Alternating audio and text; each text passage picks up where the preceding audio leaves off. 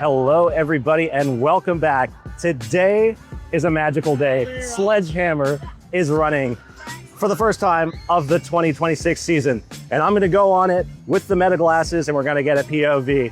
Let's get to it. Yes, we are finally able to walk through the Sledge Hammer archway. Here we go. You guys know Whoa! Whoa! Wow!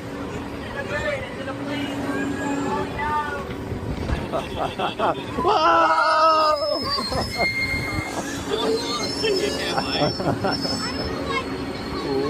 You guys are gonna back up in 5, 4, 3. Whoa!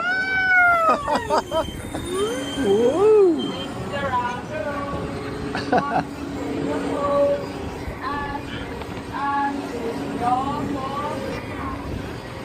Whoa! Okay, if you guys want to go back up, when I say sledge, you say hammer. Sledge. Hammer! No, not bad. You guys go back up. Whoa!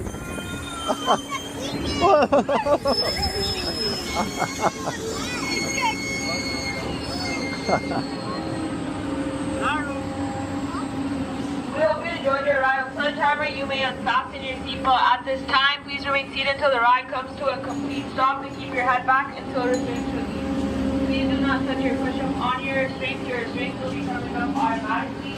Then exit the gate towards the speaker. Thank you for riding. Enjoy the rest of your day at Canada's Wonderland. I'm ready. Yeah, we're back, baby.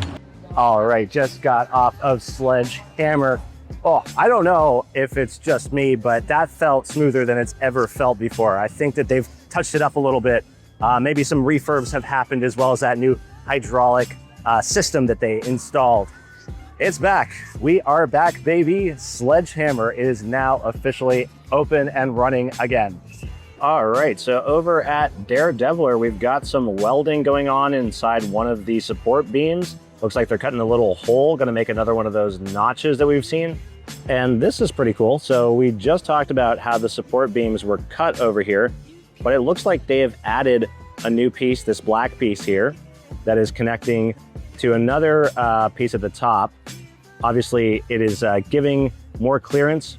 See, it's cut in a sort of rounded out notch.